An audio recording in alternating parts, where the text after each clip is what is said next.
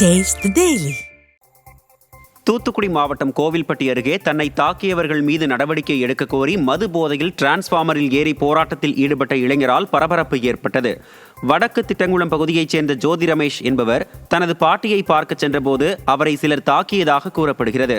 இந்நிலையில் கோவில்பட்டி அரசு மருத்துவமனைக்கு சிகிச்சைக்கு சென்ற அவர் திடீரென மது போதையில் மருத்துவமனை எதிரே காவலர் குடியிருப்பு பகுதியில் உள்ள டிரான்ஸ்பார்மரில் ஏறி போராட்டத்தில் ஈடுபட்டார். தன்னை தாக்கியவர்கள் மீது உடனடியாக காவல்துறை நடவடிக்கை எடுக்க வேண்டும் என கோஷம் எழுப்பியதால் அப்பகுதியில் பரபரப்பு ஏற்பட்டது. கும்பகோணம் ஸ்ரீநகர் காலனியில் உள்ள ஐயப்பன் ஆலயத்தின் ஆண்டு விழாவின் ஒரு பகுதியாக சுவாமி ஐயப்பனின் வீதி உலா விமர்சையாக நடைபெற்றது. இந்த ஆலயத்தின் முக்கிய நிகழ்வுகளில் ஒன்றான திரு ஆபரண பெட்டி ஊர்வலமும் ஜோதி தரிசனமும் ஆண்டுதோறும் விமர்சையாக நடைபெறுவது வழக்கம். அதன் ஒரு பகுதியாக வெள்ளிக்கிழமை இரவு நடைபெற்ற சுவாமி ஐயப்பன் வீதி உலாவில் ஏராளமான பக்தர்கள் கலந்து கொண்டு சுவாமி தரிசனம் செய்தனர். தருமபுரி நகராட்சிக்குட்பட்ட அண்ணாநகர் 15வது வார்டு பகுதியில் பாதாள சாக்கடை பணிகள் மெத்தனமாக நடைபெறுவதால் குடிநீருடன் கழிவுநீர் கலக்கும் அபாயம் உள்ளதாக பொதுமக்கள் குற்றம் சாட்டியுள்ளனர். பாதாள சாக்கடை கழிவுநீர் கால்வாய் கட்டுமான பணி அருகே ஒகேனக்கல் கூட்டு குடிநீர் குழாய் செல்வதால் எப்போது வேண்டுமானாலும் குடிநீருடன் கழிவுநீர் கலக்கும் அபாயம் ஏற்படும் என பொதுமக்கள் புகார் தெரிவித்துள்ளனர். விடியாத திமுக ஆட்சியில் நகராட்சி நிர்வாகம் எதையும் கண்டுகொள்ளவில்லை என குற்றச்சாட்டு எழுந்துள்ளது. இதனால் குடிநீர் குழாயை மாற்றுப்பாதையில் கொண்டுவர வேண்டும் என அப்பகுதி மக்கள் கோரிக்கை விடுத்துள்ளனர். இது பாதாள சாக்கடைக்குள்ளேயே வருது. அது மேலேயே பைப்பு வச்சு கட்ட போகிறாங்க. கட்டி அது நாளைக்கு அந்த பைப்பு டேமேஜ் ஆச்சுன்னா பாதாள சாக்கடையில் இருக்கக்கூடிய சாக்கடை தண்ணி குடிநீர் தண்ணியில் கலந்து தான் போகும். இதை நம்ம எவ்வளோ சொல்லியும் அந்த லேபர்ஸ் கேட்க முடியல. ஏன்னா அவங்க லாங்குவேஜ் ப்ராப்ளம். அவங்க குப்பத்துலேருந்து வேலை செய்கிறாங்க. அதனால் அவங்களுக்கு புரியல. அவங்கள பேசி பிரயோஜனம் இல்லை. அதனால் முனிசிபல் ஆஃபீஸ்க்கு ஃபோன் பண்ணேன் சார். ஏஐ கிட்ட சொல்லி நாங்கள் அனுப்புகிறேன்னு சொன்னாங்க. ஆளுங்களை ட்விட்டர் அனுப்புகிறோம். நாங்கள் டில் டேட் வரல.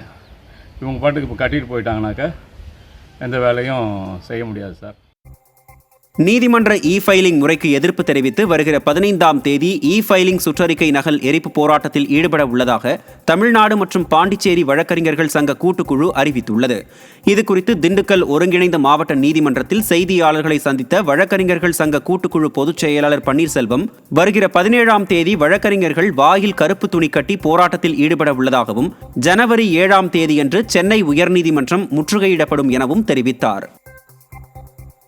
15/12/2025 திங்கட்கிழமை அன்று இ-ஃபைலிங் தொடர்பான சென்னை உயர்நீதிமன்றத்தினுடைய சுற்றறிக்கையின் நகலினை அந்தந்த நீதிமன்றங்களின் நுழைவாயின் முன்பாக எரிக்கும் போராட்டத்தை நடத்துவது என்றும் 7/1/2026 அன்று சென்னை உயர்நீதிமன்றத்தை நாங்கள் தமிழ்நாடு மற்றும் புதுச்சேரி வழக்கறிஞர்கள் ஒன்றாக இணைந்து முற்றுகை போராட்டம் நடத்துவது என்றும். சிவகங்கை மாவட்டம் காரைக்குடி அருகே காதலியுடன் ஏற்பட்ட தகராறில் இளைஞர் தூக்கிட்டு தற்கொலை செய்து கொண்ட சம்பவத்தில் மரணத்தில் சந்தேகம் இருப்பதாக கூறி உறவினர்கள் செட்டிநாடு காவல் நிலையத்தை முற்றுகையிட்டு போராட்டத்தில் ஈடுபட்டதால் பரபரப்பு ஏற்பட்டது. குருங்கலூரைச் சேர்ந்த காளிதாஸ் என்பவர் சமோசா தயாரிக்கும் நிறுவனத்தில் பணியாற்றி வந்தபோது அங்கு சமோசா வாங்க வந்த இளம்பெண்ணுடன் பழக்கம் ஏற்பட்டு நாளடைவில் இருவரும் காதலித்து வந்தனர். இந்த நிலையில் இருவருக்கும் ஏற்பட்ட தகராறில் காளிதாஸ் தூக்கிட்டு தற்கொலை செய்து கொண்ட நிலையில் காவல் நிலையத்தை முற்றுகையிட்டு உறவினர்கள் போராட்டத்தில் ஈடுபட்டனர். சென்னை உட்பட தமிழகத்தின் பல்வேறு பகுதிகளிலும் அதிகாலை முதலே கடும் பனிமூட்டம் காணப்பட்டதால் வாகன ஓட்டிகள் கடும் சிரமத்திற்குள்ளாகினர். சென்னையில் கடந்த சில நாட்களாக மழை இல்லாத நிலையில் நகரின் பல்வேறு பகுதிகளிலும் கடும் குளிருடன் பனிமூட்டம் காணப்பட்டது. எதிரே வரும் வாகனங்கள் தெரியாத அளவுக்கு பனிமூட்டம் இருந்ததால் பள்ளி கல்லூரி மாணவர்கள், பணிக்கு செல்வோர் மற்றும் வாகன ஓட்டிகள் கடும் சிரமத்திற்கு உள்ளாகினர். இதேபோல் கிருஷ்ணகிரி மாவட்டம் தேன்கனிக்கோட்டை, திருவண்ணாமலை மாவட்டம் செங்கம் மற்றும் காஞ்சிபுரம் மாவட்டத்திலும் காலை வேளையில் பனிமூட்டம் அதிக அளவில் காணப்பட்டதால் வாகன ஓட்டிகள் முகப்பு விளக்குகளை எரியவிட்டபடி சென்றனர்.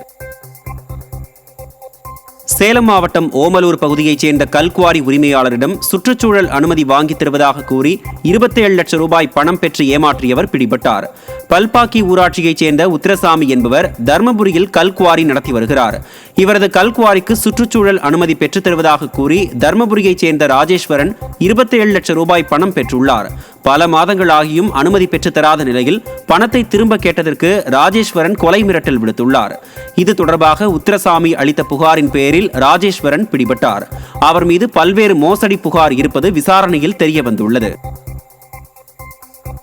திருப்பூர் மாவட்டம் நெருப்பெரிச்சல் குப்பை கிடங்கில் பயங்கர தீ விபத்து ஏற்பட்டதால் கடும் புகை மண்டலம் காரணமாக பொதுமக்கள் அவதியடைந்தனர். திருப்பூர் மாநகராட்சி பகுதிகளில் சேகரிக்கப்படும் குப்பைகள் நெருப்பெரிச்சல் பகுதியில் கொட்டப்பட்டு வந்தது.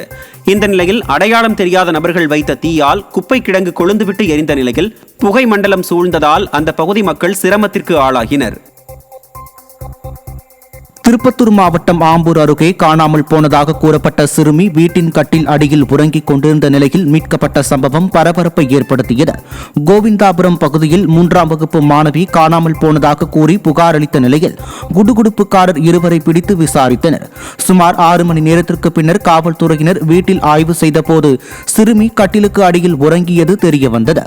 பள்ளிக்கு சென்றபோது குழந்தை செல்போன் வைத்திருந்ததாக கூறப்படும் நிலையில் செல்போன் டவர் சுமார் 7 கிலோமீட்டர் தூரத்தில் காட்டியதாக கூறி வீட்டில் இருந்த சிறுமியை போலீசார் வெளியில் தேடியது அலட்சிய போக்கா என சந்தேகம் எழுந்துள்ளது. தமிழகத்தில் உள்ள யானைகள் வழித்தடங்களை பிப்ரவரி மாதத்திற்குள் அறிவிக்காவிட்டால் நீதிமன்றமே அறிவிக்கும் என சென்னை உயர்நீதிமன்றம் தெரிவித்துள்ளது. யானை வழித்தடங்களை அடையாளம் கண்டு அறிவிப்பு வெளியிட கோரி தாக்கல் செய்யப்பட்ட வழக்கு விசாரணையின் போது அரசின் கால அட்டவணைப்படி யானைகள் வழித்தடம் அறிவிப்பதற்கான நடவடிக்கைகள் முறையாக மேற்கொள்ளப்படவில்லை என்று நீதிபதிகள் தெரிவித்தனர். அட்டவணைப்படி பிப்ரவரி மாதத்திற்குள் இறுதி அறிக்கையை வெளியிடாவிட்டால் அரசு நியமித்த குழுவின் அறிக்கையின் அடிப்படையில் யானைகள் வழித்தடங்களை நீதிமன்றமே அறிவிக்கும் என தெரிவித்து விசாரணையை மார்ச் 6ஆம் தேதிக்கு தள்ளி வைத்தனர். திருவள்ளூர் மாவட்டம் சோழவரத்தில் உள்ள ஏரிக்கரை சாலை விரிசல் விழுந்து காணப்படுவதில் மக்கள் வரிப்பணம் வீணாவதாக பலரும் குற்றம் சாட்டினர்.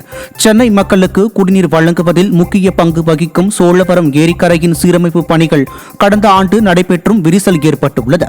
அதிக அளவு தண்ணீர் தேக்கி வைக்கப்படும் சோழவரம் ஏரிக்கரையின் உறுதித்தன்மை கேள்விக்குறியானதோடு மக்களின் வரிப்பணம் இதனால் வீணடிக்கப்படுவதாக பலரும் குற்றம் சாட்டினர். விடியாத ஸ்டாலின் மாடல் அரசு சோழவரம் ஏரியை ஆய்வு செய்து கரையினை பலப்படுத்த பலரும் வலியுறுத்தினர். திருவள்ளூர் மாவட்டம் ஆவடி தொகுதிக்கு உட்பட்ட திருமுல்லைவாயில் பகுதி மின்வாரிய செயற்பொறியாளர் அலுவலகம் முன்புள்ள சுவற்றில் அதிமுகவினரின் போஸ்டர்களை திமுகவினர் கிழித்தது பரபரப்பை ஏற்படுத்தியது. புரட்சித் தலைவி அம்மா பிறந்தநாள் குறித்த போஸ்டரை திமுகவினர் கிழித்து அராஜகத்தில் ஈடுபட்டனர். இதனை தடுக்கச் சென்ற அதிமுகவினரை ஆபாசமாக திட்டியது தொடர்பாக அதிமுக பகுதி செயலாளர் ஏமன் தலைமையில் ஆவடியில் புகார் அளிக்கப்பட்டது. விடியாத திமுகவினர் அராஜகத்தில் ஈடுபடுவது தொடர்கதையாகி வருவதாக பொதுமக்கள் குற்றம் சாட்டுகின்றனர். நமது தலைவர் பிறந்தநாளை முன்னிட்டும் அம்மா பிறந்தநாளை முன்னிட்டும் நமது இபி காம்பவுண்ட் சுவரில் சுவரொட்டி ஒட்டினோம். அதை பொறுக்காமல் திமுக நிர்வாகிகள் வந்து நமது நிர்வாகிகளும் ஆபாசமாக திட்டி மற்றும் சுவரொட்டியை கிழித்தனர். அவர்கள் மீது நடவடிக்கை எடுக்குமாறு ஏசி ஆபீஸில் கம்ப்ளைண்ட் கொடுத்து வந்துள்ளோம். சென்னை எண்ணூரில் வீட்டில் காளி சிலை வைப்பதற்கு எதிர்ப்பு தெரிவித்து பொதுமக்கள் போராட்டத்தில் ஈடுபட்டனர். நெட்டுக்குப்பம் பகுதியில் கார்த்திக் என்பவர் வீட்டில் காளி சிலை அமைத்து சுவாமி தரிசனம் செய்ய அப்பகுதி மக்கள் எதிர்ப்பு தெரிவித்ததால் திருவொற்றியூர் தாசில்தார் தலைமையில் சிலை பறிமுதல் செய்யப்பட்டது. இதன் பின்னர் கார்த்திக் நீதிமன்றத்திற்கு சென்று சிலை வைத்திருப்பதற்கான உத்தரவை பெற்ற நிலையில் போலீசார் சிலையை ஒப்படைக்க வந்தபோது சிலையை வைத்து மாந்திரிகம் போன்ற செயல்களில் ஈடுபடுவதாகவும் இதனால் உயிரிழப்புகள் ஏற்படுவதாகவும் கூறி அப்பகுதி மக்கள் மீண்டும் போராட்டத்தில் ஈடுபட்டதால் பரபரப்பு ஏற்பட்டது. தருமபுரி மாவட்டம் பாலக்கோடு பகுதியில் அரசு பள்ளியில் பேட்டரிகள் திருடிய நபர் சிக்கினார். பாலக்கோடு அரசு மகளிர் மேல்நிலைப் பள்ளியின் கணினி ஆய்வகத்தில் சுமார் 50,000 ரூபாய் மதிப்புள்ள 14 பேட்டரிகள் மற்றும் ஒயர்கள் திருடப்பட்டது அதிர்ச்சியை ஏற்படுத்தியுள்ளது. புகாரின் அடிப்படையில் சிசிடிவி காட்சிகளை ஆய்வு செய்ததில் கூலி தொழிலாளியான சதீஷ்குமார் பேட்டரி மற்றும் ஒயர்களை திருடிச் சென்றது தெரியவந்தது. விடியாத திமுக ஆட்சியில் எந்த தவறு செய்தாலும் எளிதில் தப்பித்து விடலாம் என்று சிலர் நினைப்பதால் திருட்டு சம்பவங்கள் அதிகரித்துக் கொண்டே செல்வதாக குற்றம் சாட்டப்படுகிறது. நாகப்பட்டினம் மாவட்டம் வேதாரண்யத்தை சுற்றிய பகுதிகளில் முல்லைப்பூ விவசாயத்தில் பாதிக்கப்பட்டவர்கள் நிவாரணம் வழங்க வலியுறுத்தியுள்ளனர். 20க்கும் மேற்பட்ட கிராம பகுதிகளில் 7,000 ஏக்கரில் முல்லைப்பூ சாகுபடி செய்ததில் ஏற்கனவே விளைச்சல் குறைவாலும் தற்போது பெய்த மழையால் செடிகளின் வேர்களும் அழுகி விவசாயம் பாதிக்கப்பட்டுள்ளதாகவும் விவசாயிகள் வேதனை தெரிவித்துள்ளனர். விடியாத ஸ்டாலின் மாடல் அரசு மீனவர்கள் மற்றும் உப்பள தொழிலாளர்கள் உள்ளிட்ட விவசாயிகளுக்கு நிவாரணம் வழங்குவது போல தங்களுக்கும் நிவாரணம் அளிக்க வேண்டும் என முல்லைப்பூ விவசாயிகள் வலியுறுத்தியுள்ளனர். கரூர் மாவட்டம் குளித்தலை அருகே மருதூர் ரயில்வே குகை வழிப்பாதையில் தண்ணீர் தேங்கியதால் வாகனங்கள் செல்ல முடியாத நிலை உள்ளது. குகை வழிப்பாதையில் தேங்கிய நீர் வெளியேற்றப்படாமல் உள்ளதால் இருசக்கர வாகனத்தில் செல்வோர் சிரமப்படுவதுடன் மின் விளக்குகள் அமைக்காததால் அச்சத்துடன் செல்லும் நிலையும் உள்ளது.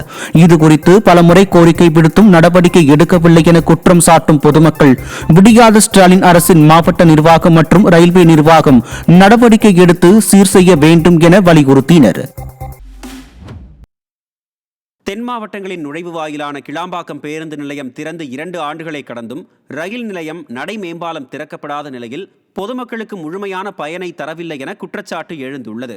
ரயில் நிலைய கட்டுமான பணிகள், நடை மேம்பால பணிகள் ஓராண்டில் முடிக்கப்படும் என அறிவிக்கப்பட்ட நிலையில் 2 ஆண்டுகளை கடந்தும் ரயில் நிலைய பணிகள் வெறும் 80%, நடை மேம்பால கட்டுமான பணிகள் 60% மட்டுமே முடிவடைந்துள்ள நிலையில் பொதுமக்கள் தேசிய நெடுஞ்சாலையில் உரிய பாதுகாப்பு இன்றி சாலையை கடந்து வருகின்றனர். கிளாம்பாக்கத்தில் பயணிகளின் சிரமங்களை குறைக்க இந்த ரயில் நிலையம் மற்றும் நடை மேம்பாலம் திட்டங்களை விரைந்து முடிக்க வேண்டும் என பயணிகள் கோரிக்கை வைத்துள்ளனர். தென்காசி மாவட்டம் வாசுதேவன் நல்லூர் அருகே புதிதாக கட்டப்பட்டுள்ள கழிவறை பொதுமக்கள் பயன்பாட்டிற்கு திறக்காமல் அதிகாரிகள் அலட்சியம் காட்டி வருவதாக குற்றச்சாட்டு எழுந்துள்ளது. வாசுதேவ நல்லூரில் இருந்து நிற்கட்டும் செவல் கிராமம் செல்லும் சாலையில் பொதுமக்களின் தொடர் கோரிக்கையை அடுத்து 12 லட்சம் ரூபாய் மதிப்பீட்டில் கழிவறை கட்டப்பட்டுள்ளது. பணிகள் நிறைவடைந்து பல நாட்களாகியும் கழிவறை பொதுமக்கள் பயன்பாட்டிற்கு திறக்கப்படவில்லை எனவும் அதிகாரிகளிடம் பலமுறை புகார் அளித்தும் எந்த நடவடிக்கையும் எடுக்காமல் அலட்சியம் காட்டி வருவதாகவும் அப்பகுதியினர் குற்றம் சாட்டியுள்ளனர். கழிப்பிடம் கட்டி ரொம்ப நாள் ஆச்சு. ரொம்ப நாள் ஆயிடுச்சு. மக்கள் பூராமே மெயின் ரோட்ல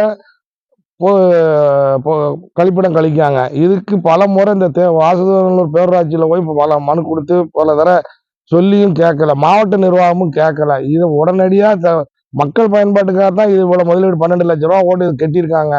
இது உடனடியாக திறந்து கொடுத்தாங்கன்னா பொதுமக்களுக்கு நல்ல ஒரு உபயோகமா இருக்கும். சுகாதாரக்கேடு வராது.